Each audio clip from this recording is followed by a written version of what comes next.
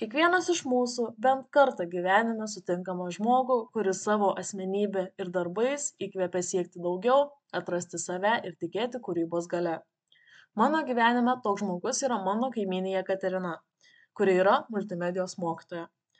Taip pat galėčiau ją įvardinti kaip kūrybingumo įsikūnijimą, o taip pat asmenybę, kuri savo entuzijazmu sugeba įžiebti kūrybos ugnelę net ir tiems, kurie apie save galvoja kaip apie visiškai nekūrybiškus žmonės.